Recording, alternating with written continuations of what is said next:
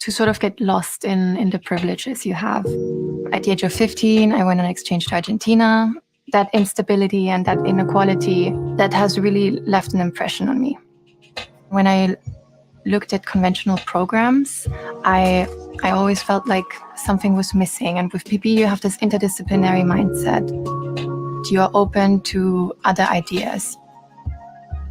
Questions of migration, moral responsibilities. Is the government responsible for that? Am I responsible for that? Inequality often plays a great role in the economy, but as well in the political field. PPE has challenged me to dive more deeper into my core values. What do I think is right? My name is Marlene Tröstl, and I'm doing a bachelor's in philosophy, politics and economics at Vrije Universiteit Amsterdam.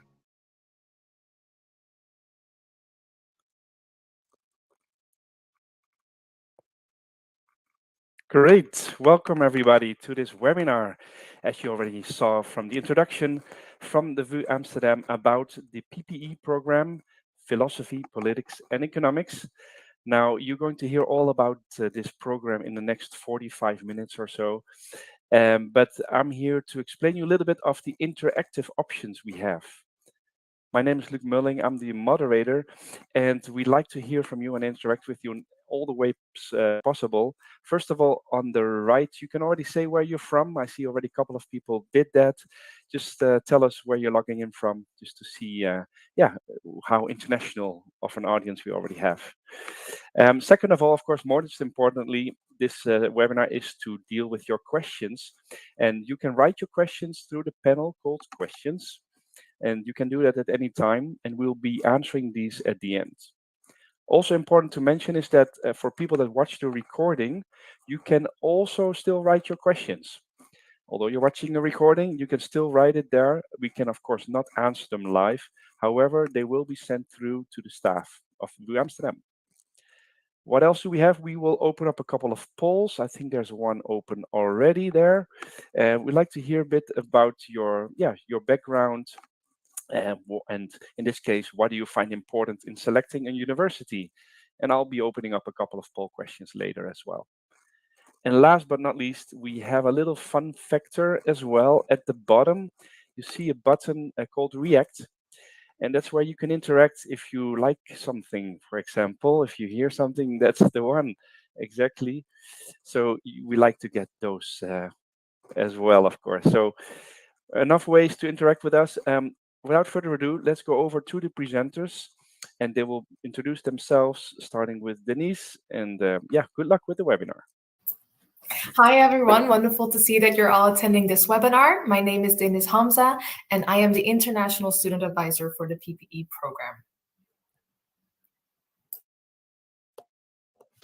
And my name is Phil Robichaux. I'm an assistant professor of philosophy at the VU of Vrije Universiteit Amsterdam, and I'm also one of the coordinators of the PPE program. And I'm really, really excited and indeed honored that you're taking some time out of your lives to learn a bit about our program. So thank you. Look forward to interacting with you and to discussing our program that I'm super proud to be a part of.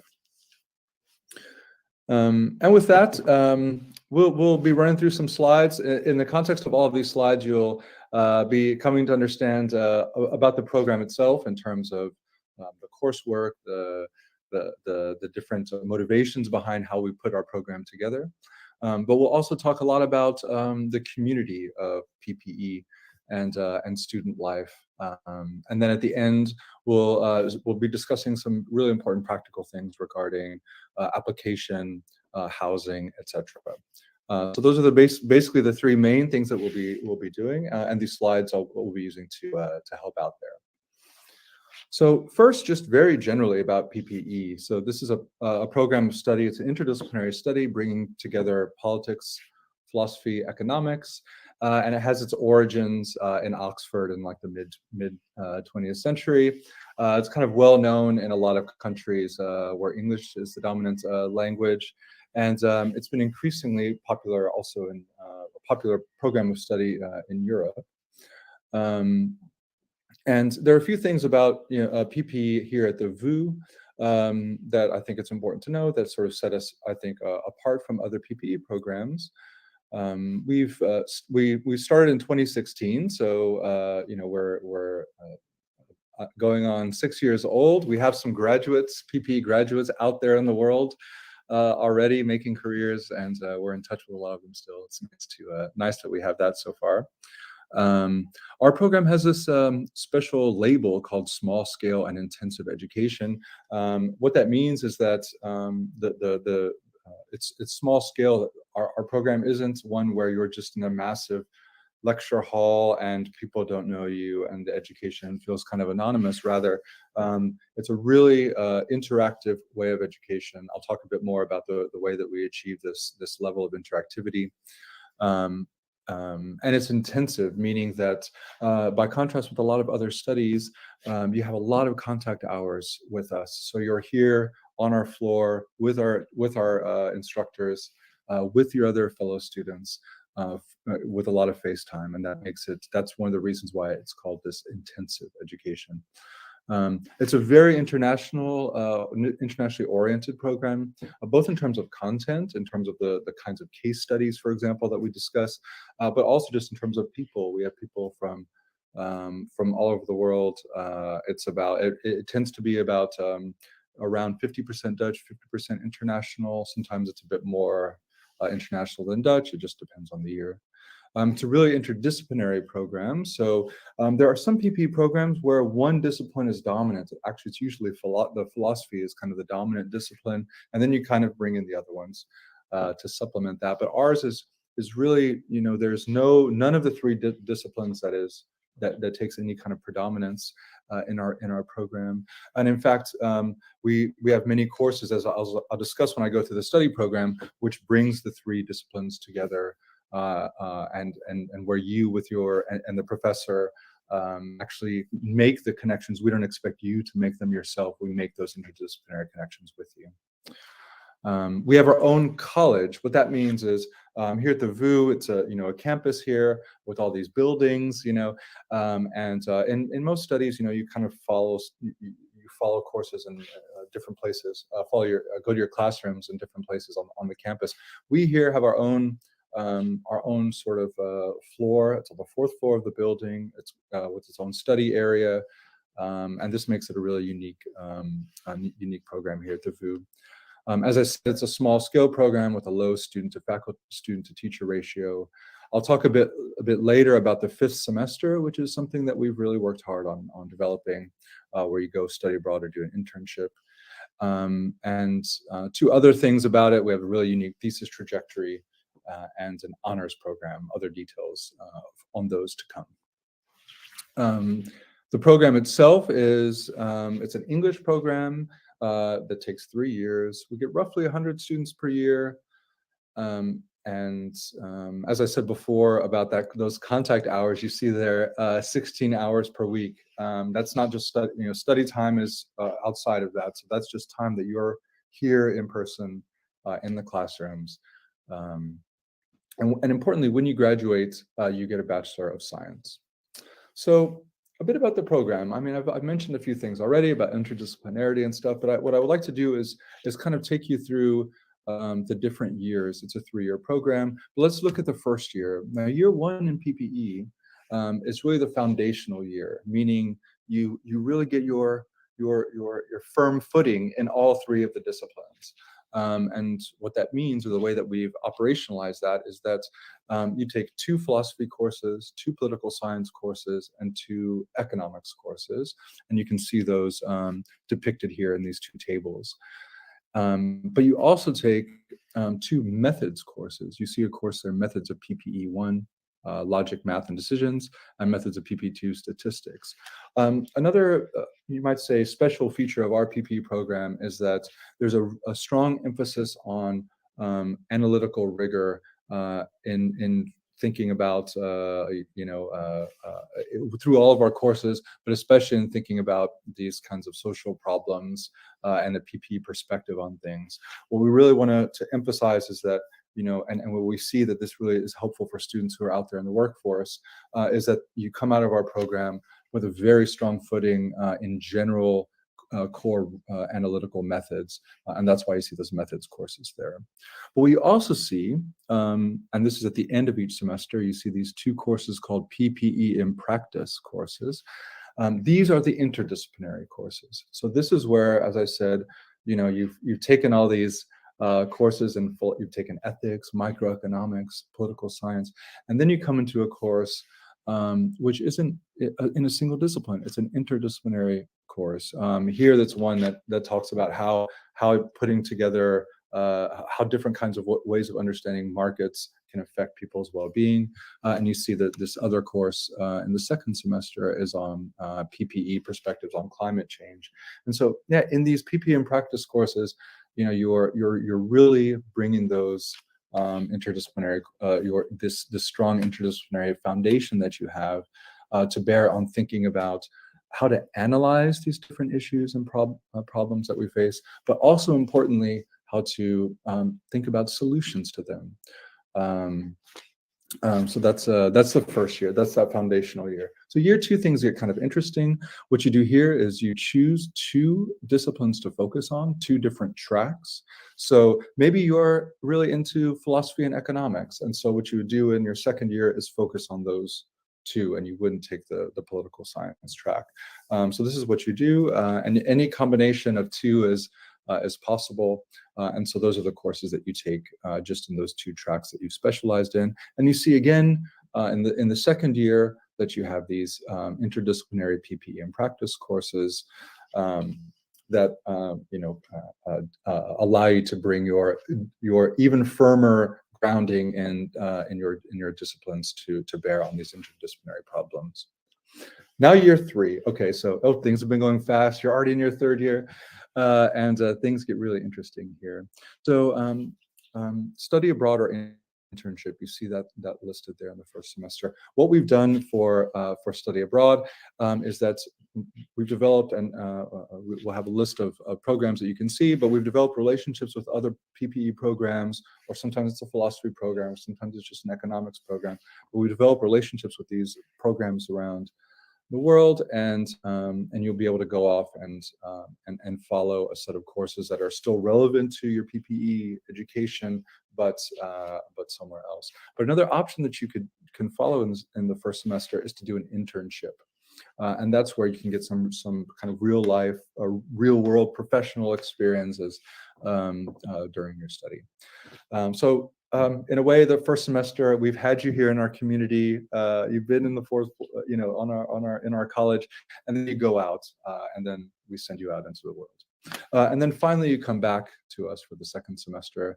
Everyone's really happy to come back. You haven't seen your friends for a few months, and then we finish off. And the way we finish is with another, as you see, PPE in practice course. Another methods and policy course, and then finally the thesis trajectory. So that's those are the 3 years in a nutshell. What I want to do is show you briefly some of the study abroad options. These universities that I told you that we mentioned. There are a few. This list is constantly being expanded. We actually have a few more now. But we have you can study abroad in the Americas, Oceania, Europe, Asia. There are many different options, and what we ask you to do is during year 2 to familiarize yourself with these options and figure out which of these fit best with your interests and your focus and your foci.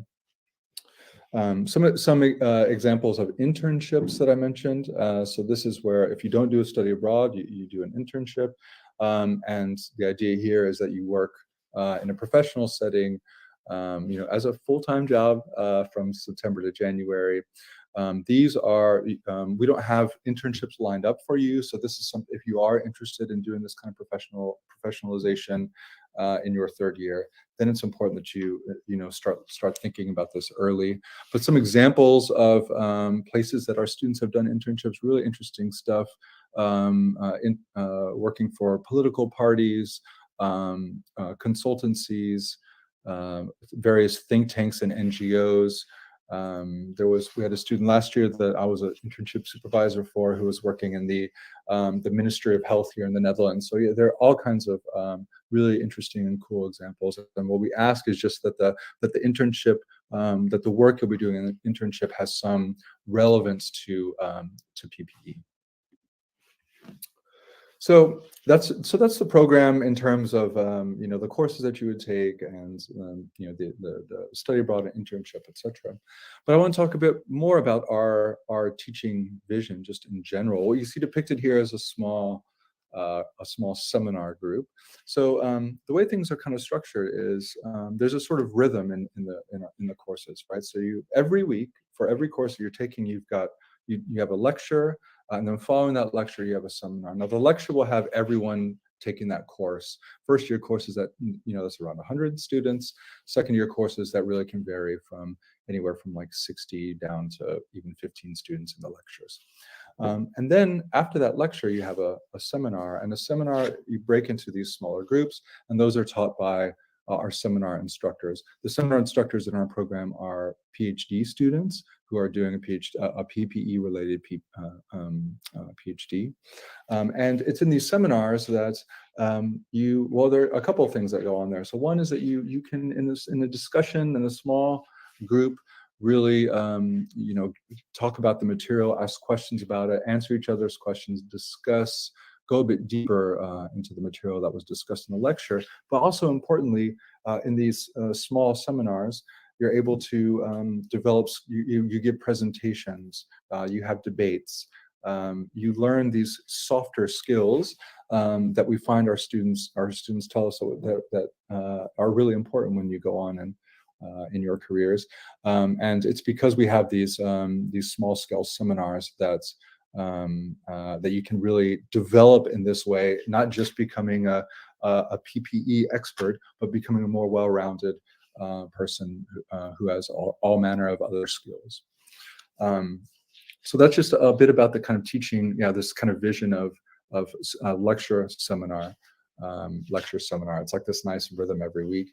One thing also to note about this is that we believe so much in this that it goes all the way through all 3 years of your study. So what you often find is that maybe these seminars only happen like the first year, but for us, even our third year students, the courses they take, they go into these seminars. And by the third years, we're seeing really nice presentations and really excellent thought-provoking debates. So we don't let the seminar structure go. Now, just a little bit about assessments. And by the way, please take note in the Q&A if you have any questions about any of this stuff, how the courses or how things go with the seminars. Please take note of those, and I'm happy to answer those during the Q&A. But just very briefly about assessments, because it's an interdisciplinary program that involves these 3 disciplines working together, you can imagine that you're going to be assessed in ways that are kind of like maybe standard to those different disciplines. So you'll be writing essays. As I said, you'll be giving presentations. You often do individual papers, but also group papers. Of course, exams. You've got to take some exams. But importantly, you also are challenged, especially in those interdisciplinary courses, those problem-based courses, to write policy briefs. And that's something, over the course of your study here, you'll write at least 5 policy briefs. And that's a really nice way to, again, develop a kind of experience that just isn't learning the theory, but thinking about your understanding of PPE, how you can actually, in a policy brief, analyze some problem, some societal problem that we're facing, and develop and defend a solution, a policy solution to that problem. Those are always really, really interesting and impressive things to read. Okay, now I want to sort of pivot somewhat to talk about nothing specific to the program, but just about student life. So what is it like to be a PPE student? So yeah, there are, as I said at the very beginning, when there's a real community aspect to our program. I like to say when you do PPE, you're not following a study, but you're joining a community. And really, I can say that because there are many different community things happening most of them actually initiated and organized by students, which is awesome. And I want to just kind of talk about a few of those here, and we'll see actually in a second also a video.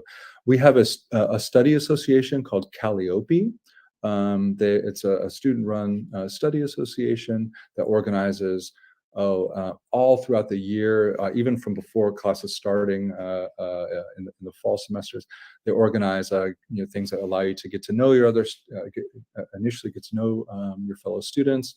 But I mean, just I'm on their email list, so every week I get something from Calliope that there's social events that are planned, but also events that aren't merely social, merely for the purposes of hanging out, although those are important and fun, but also things to kind of help you with your study itself. So through Calliope, the study association, you can also find out about study groups, or they often, for some of the more difficult courses or more challenging courses, you can have kind of mentors with second and third year students. And a lot of that is arranged through our study association, which is great. As I mentioned before, we have this is a picture here of our study area. So at the here at the VU, if you want to study, a lot of people go to the library, or they try to find some place in the general study areas. Here you get a pass. It's your VU pass, and it allows you access to our special PPE study area, which you see depicted here. There are all kinds of tables where you can sit and discuss your group projects, for example. We also have places where people sit and study. You can do quiet study there.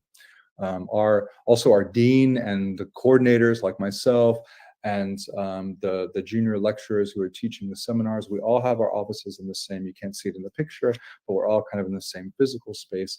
And we think that kind of presence is important for building the kind of community that we have here at the oh yeah, and I should say it's called the John Stuart Mill College. That's just the name of our location here at the VU. Here you do see depicted the study area. Another thing that we have that contributes again to this feeling of community is here on the same floor as a study area, there's a little coffee corner. That Calliope, the Student Study Association, they also have their own offices here on the same floor, so it's all kind of physically present and makes it easy for us to hang out.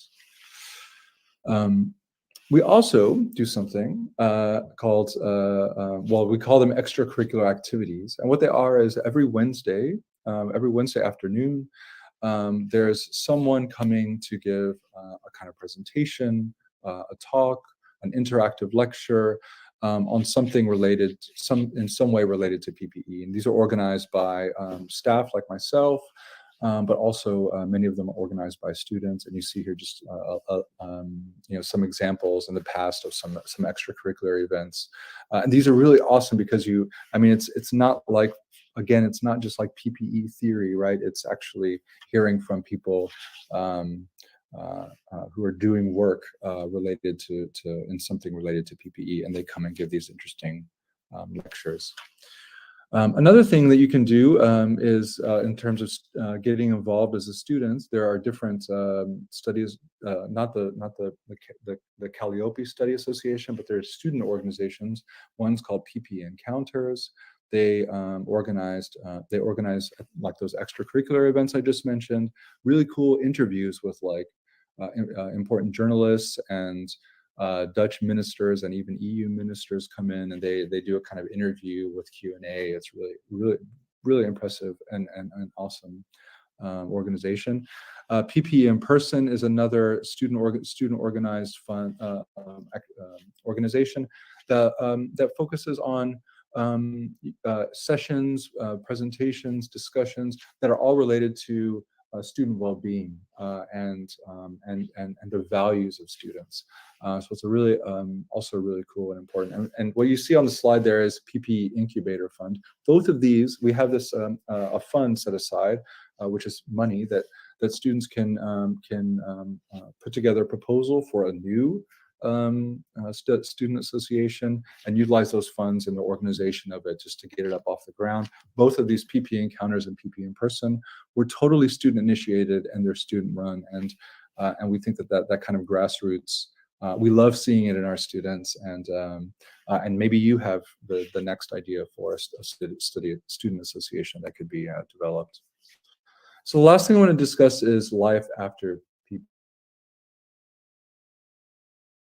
PPE, with PPE study. And well, so here just depicted visually is what most of our students do. As you see, most of them go on and follow a master program, either in the Netherlands or abroad, but some of them go on and do different things in the year. This is just in the year afterwards, right? So some of them they become a board member, they do a gap year, they do some internship, or even just already start working. But most of them go into a master's program. And which master's program? Well, if you follow the PPE program, you can actually follow master's programs in any of the 3 disciplines. So you see those listed there at the top. But also, because of the nature of our program and the kinds of courses that you've taken, you qualify for many other different kinds of master's programs, such as those that have a kind of important policy dimension, but also even more interdisciplinary master's programs, right? So law and politics of international security and environmental policy are both kind of interdisciplinary master's programs that our students have gone on to follow. And then careers. So, I mean, there's a sort of short way of saying what to do. What kind of career can you do with PPE? Well, I mean, basically, anything that would be a standard career following whatever master's program you go on to follow, that's open to you.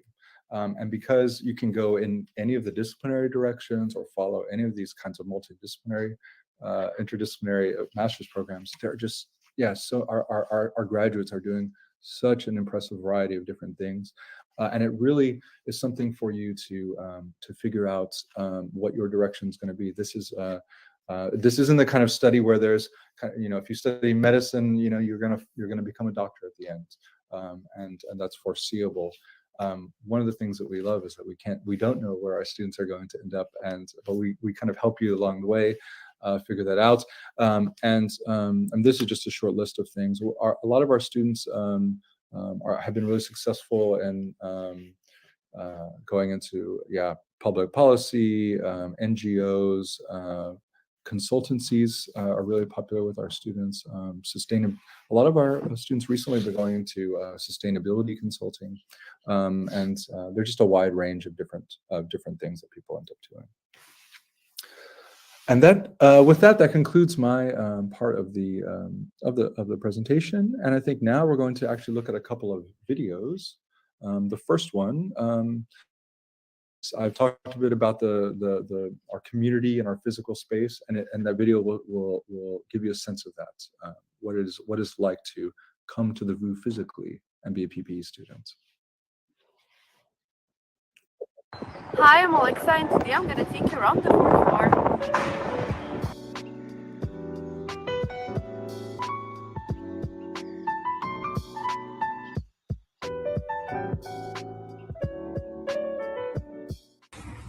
Okay, and now we are on the 4th floor. Okay, now we're gonna go to a seminar.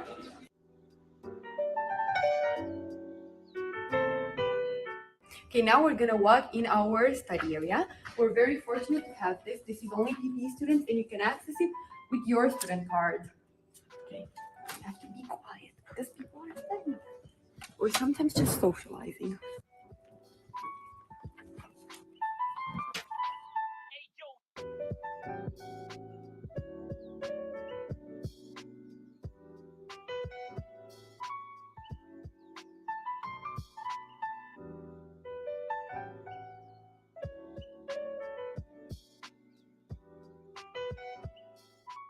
Now I'm gonna show you where the lecture hall is. This is where you're gonna have most of your lectures, especially when you're in your 1st year. The lecture hall is empty now because no lectures. There are no lectures today, but here it is.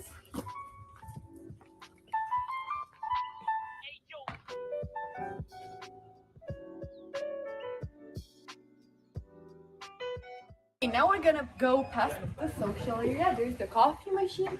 Here people normally socialize and study. And now we're gonna go meet the board of Calliope.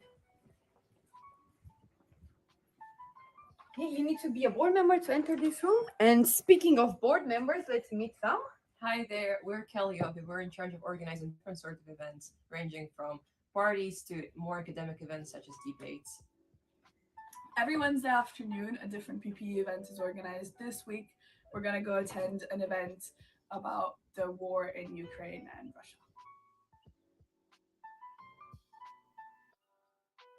Thank you for joining me on this tour today. I hope to see you next year on the 4th floor.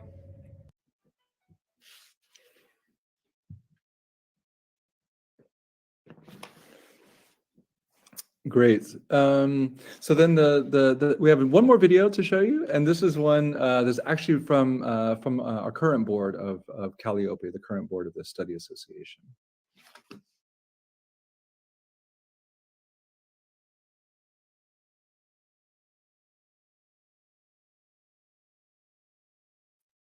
Okay, it's coming up. No weird noises. Okay. Hello everyone, we are Calliope's board number 6, and we are very sorry that we can't make it today to the Bachelor's Day, but we created this small video to introduce what we do for our PPE fellow students. So Calliope is a student association for PPE, and our main goal is to organize activities for our members that allow them to grow not only academically but also at a personal level, and to meet other fellow students and to share experiences with them. I'm the president. I'm Arthur, I'm the secretary. I'm Ed, the treasurer. I'm Clara, I'm the internal officer. I'm Hester and I'm external. Okay. Yeah, so one of the things that Calliope does for PPE students is we help them engage with the academic community. Here at PPE, it means we occasionally organize like speakers and guest lecturers, but also we give you lots of support in your courses, so that if you come and study PPE, it's a difficult subject, but really engaging and really fun, that you have lots of support from your fellow students, and we coordinate that so that studying stays fun and engaging. Yeah. Well, I look after finances. I try to make sure that we use the finances we get from the college, from you guys through memberships and other, well, partnerships, so that we can put them to use, make events, and you will have a balance then, eh? And we're using a lot of that budget for our committees. So we work through a lot of different committees that every Calliope member can be part of. For example, we have a party committee, a social committee, and we organize a lot of different fun events.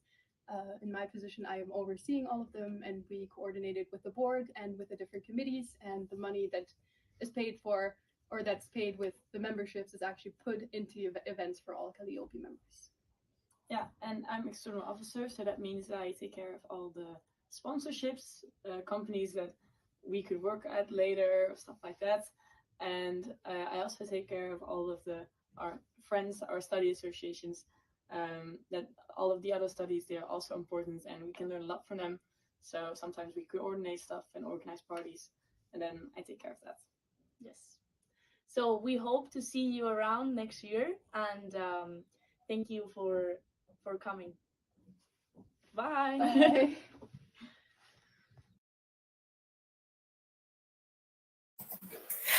So now that we've heard about the wonderful things that the PPE program has to offer, I'm sure you're also wondering, how do I get in? How do I get admitted?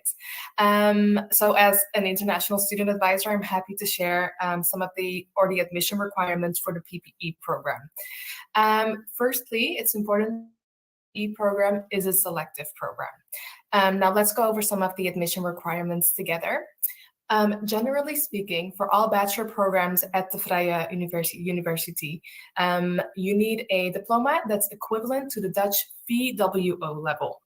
Now, on our website, we do have a list of the international equivalencies to this level. In addition, for PPE specifically, you need a grade point average that is equivalent to the Dutch grading system 7. We also require a proof of sufficient English language level and also a proof of sufficient proficiency in mathematics.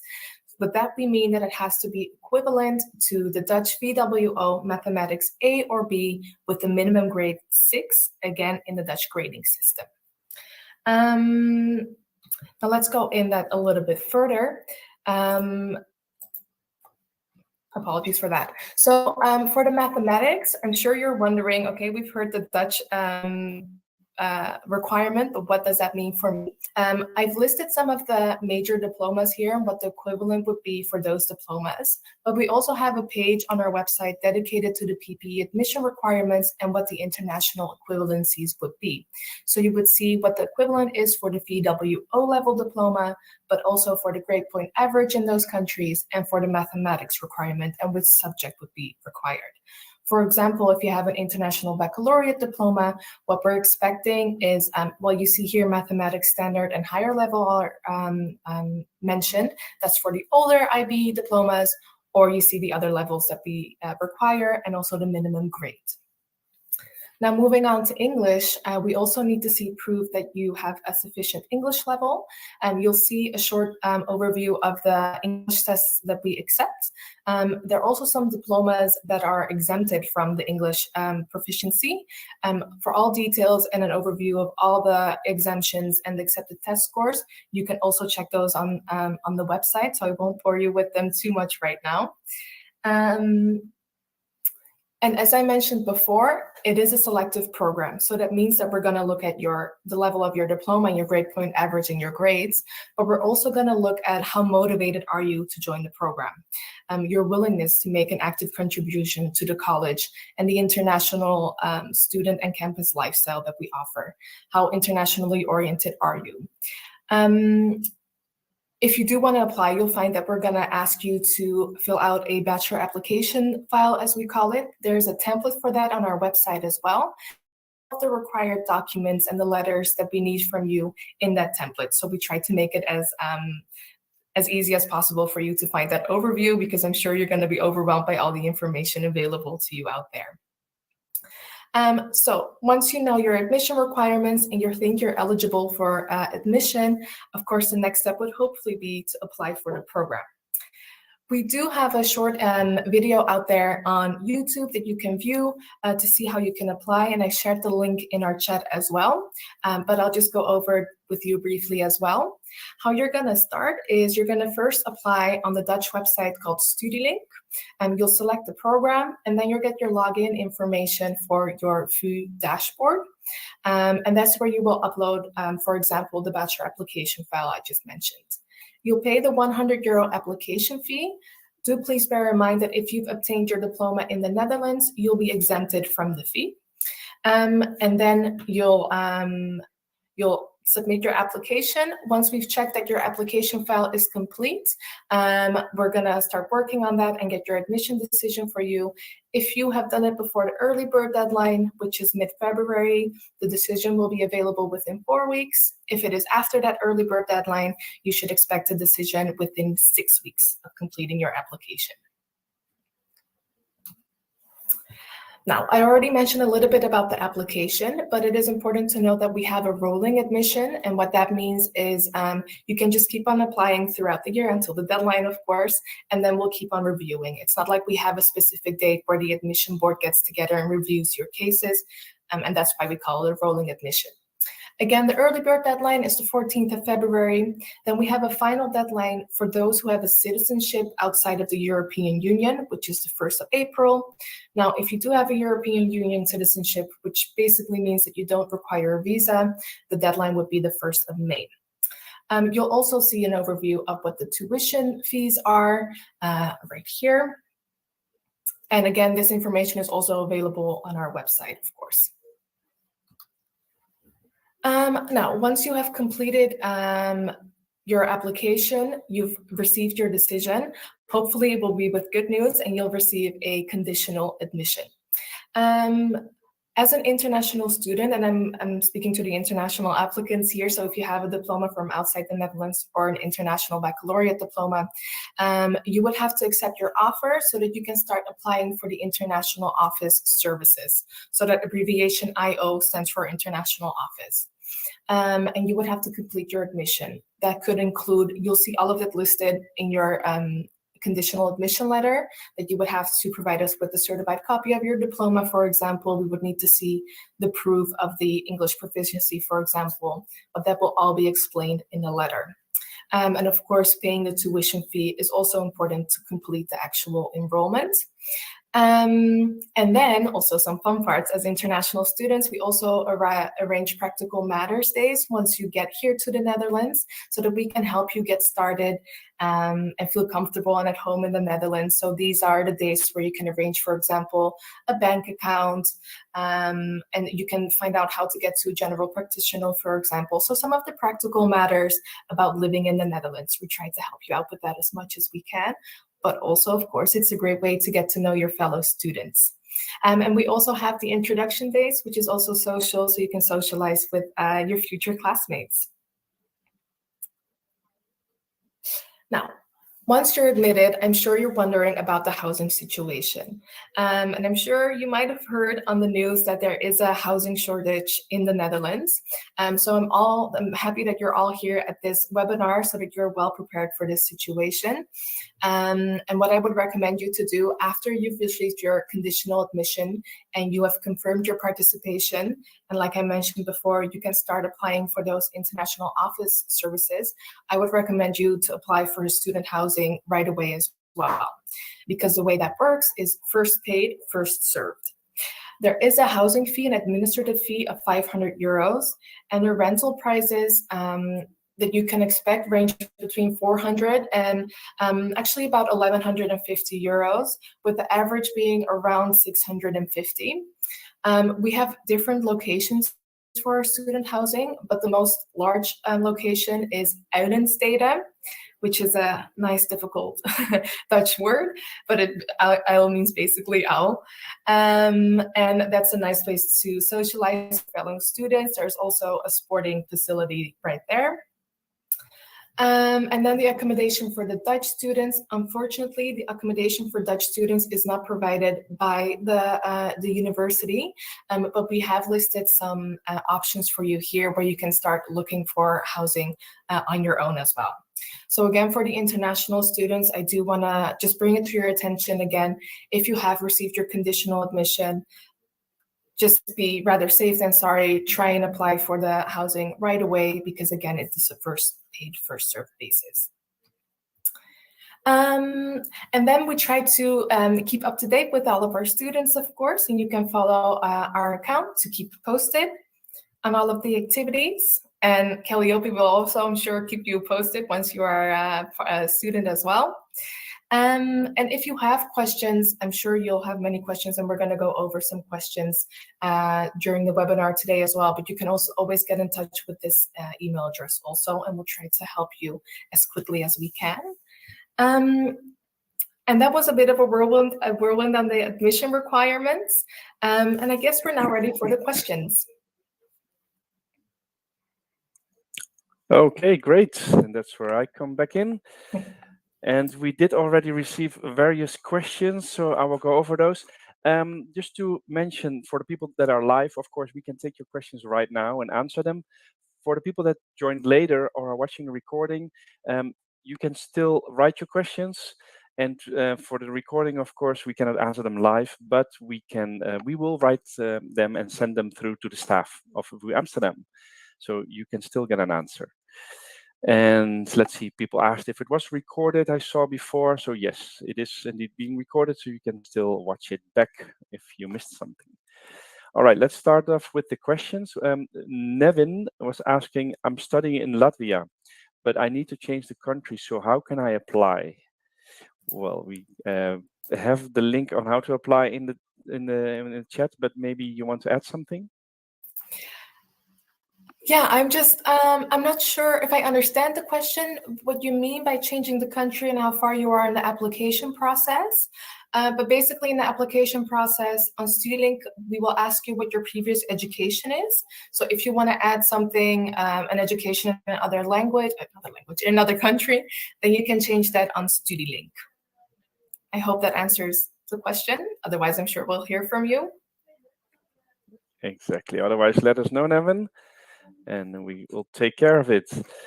Mohammed is asking, I want to get admission in your countries, so please guide me also about the mission. So I guess that was maybe presented now in your presentation. So this question arrived before.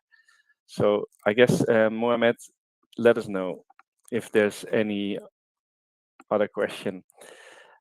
Emma, how do professors communicate with students?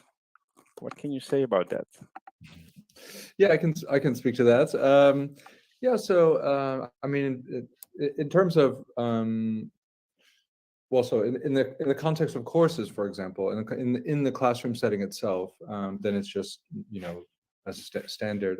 If you ask a question, we answer, but we're also available, of course, for you know, as professors, for you know, via email. It's okay. It's fine to contact us. We do our best to communicate to answer emails with our students. I mean, this, because it's the small scale thing with the nice student to faculty ratio. We're able to maintain that close link with our students. We've never, our students always say that the frequently tell us in various evaluations that we've done in the program that they find connection, accessibility, responsiveness of our professors to be one of the strong points of our program. Okay, great. Thank you, Phil. We're getting the thumbs up, I saw, so I assume that's being answered. Thank you. Monta is asking, what are the chances for a scholarship? Yeah, so unfortunately, we don't have any PPE specific scholarships offered by the VU or anything like that. But there are students who do come here with scholarships, but in all cases, it's something that it's a scholarship maybe in their own country through a foundation or something that they've applied for. I've actually even written recommendation letters for even first-year students who are already here trying to get a scholarship to pay for like the second and third year, for example. But those are unfortunately not scholarships that we organize or that there's any application for via us. But that's something that I would encourage anyone to. Yeah, I know.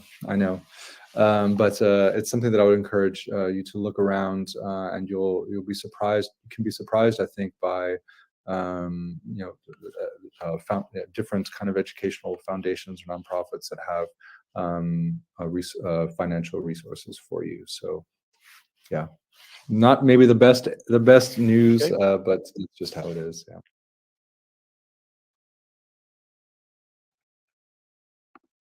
Thank you for your answer.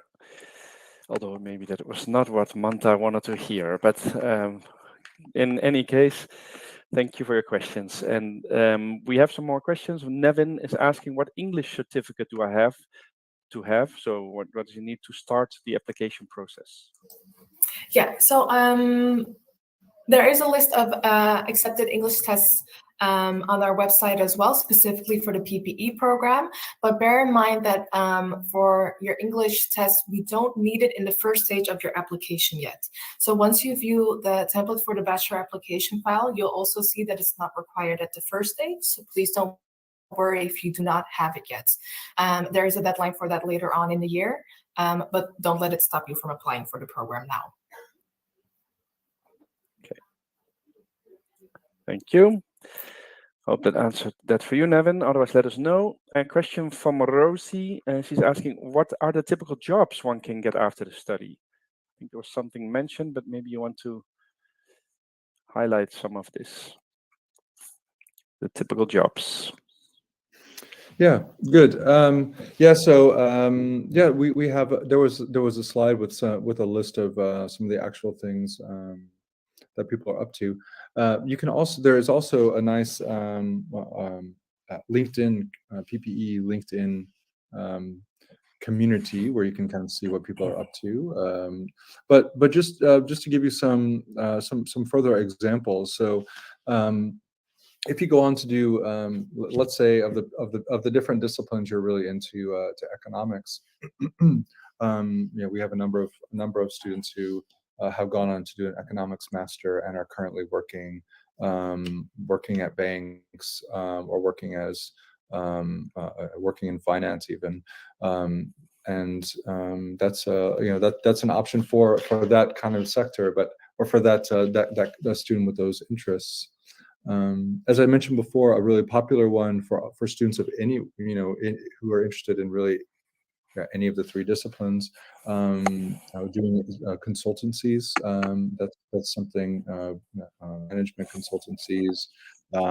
But what we often see, as I said before, are people who are interested in more maybe small scale boutique consultancies that have a particular focus. Maybe it's someone working on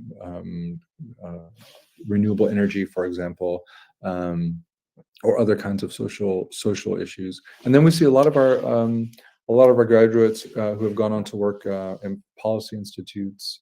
We have a recent graduate who's working in one of the ministry here in the Netherlands, dealing with climate policy.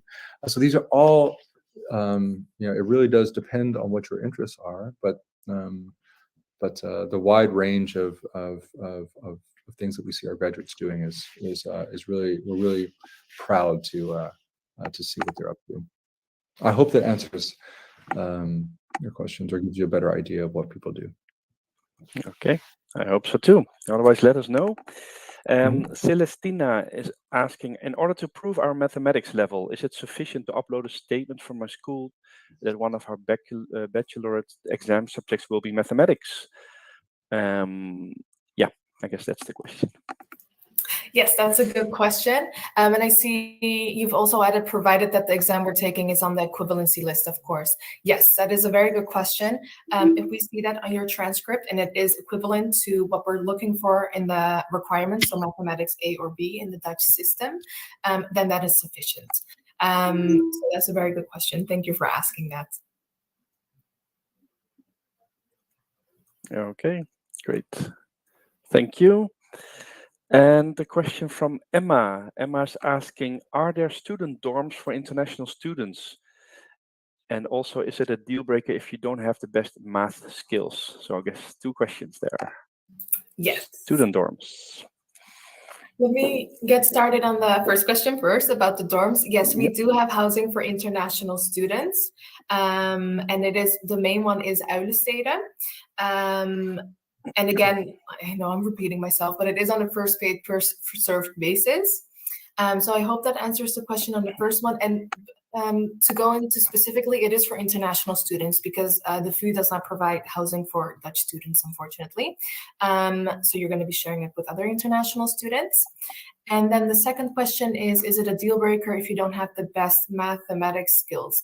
So if you find that your diploma is on that VWO level and you meet the general, the GPA of 7 in the Dutch grading system, but you notice that your mathematics does not quite meet the requirements, you can still apply and you're very welcome to apply. If we then assess that your mathematics is not up to that level, there are some entrance exams that you can take. There is a minimum score that you would have to acquire or obtain for the mathematics entrance exams, but there is another option. And we also have one of those exams would be online as well. It is called the OMPT A exam. So that's for mathematics A. Okay. Thank you. If I could also, I know it's Phil. Yeah, go ahead. I saw you pasted a link. I wanted to just add to that. Yeah, I mean, just to what we hear from students is, I mean, the 2 methods courses that you take in the first year, those are mandatory courses everyone takes, and they're math intensive. So within the first 2 weeks that you're here, you're doing some pretty detailed, challenging math. And so it's important that you, of course, you have to meet the requirements. Now, whether but people have different strengths, and what we see is that, and what we find crucial to offer for students for whom math isn't their best area, but who feel like they have help. Well, there are actually 2 different things. So one, I put into the chat something that we've recently developed, which is a kind of prep course, online sort of summer prep course that was put together by people in our economics department who work with us at PPE, and it's a really cool online thing. Just click around on there. You can take a diagnostic tests, and it's something that you can do. there's an online course environment, and you can, if you're worried, even if you meet the requirements but you're worried, you can follow this this little course. And then the second thing is we've also got support for students who are so there for statistics, which is another challenging methods course. There's this little mentor and buddy system that the Study Association is organizing. So you can kind of enter into this little support network that can help you, kind of get through those courses. Yeah. Okay, great. Thank you. That is great to see. I will actually paste also the link on the screen right now. 1 second. About the admission requirements. So that was also asked. There you go. So that is the link to actually the admission requirements and also the application. So if you click on that, it opens up and you can, at your own pace after the webinar, you can have a look and yeah, find more information, of course, there as well. So hopefully that helps all of you. And having said that, I don't think there are any further questions. So I assume we have taken care of the questions so far. Hope it was clear to the audience. Again, if you have questions and you're watching this recording, do by all means write them in the chat, or sorry, in the question tab. They will be sent through to the staff as well. You can also answer polls, so do participate in all of that as well. I already saw a lot of people answer the poll, so thank you all for your answers. And we have one more poll coming up. Unless there are any other questions, then we can still take it. We have a minute left. And otherwise, I have a question for you. And no more questions. So then I like to know, how did you feel about the webinar? Did you like it? Was it, taking care of your questions and your expectations? Let us know how we did. We'd like to hear that. And so far I see we're doing pretty good. So good. And with that, no more questions. So I'll send it over to Phil to round off the session.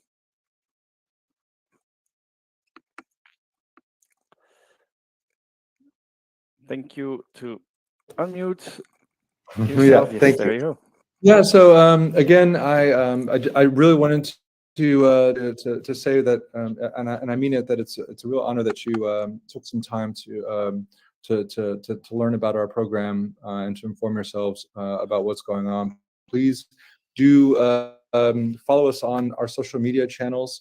You can kind of get like a bit of a glimpse or a sense of all the different activities and stuff that are going on. So you can follow us that way. And you're really facing deciding a study is really difficult. There's so many awesome studies. That's a really nice situation to be in. And we do really wish you the best of luck in making that decision. And who knows, maybe I'll see you in Ethics 1 first lecture next September. Great. Thanks, everyone. Bye-bye for now. Bye. Thank you all. Bye.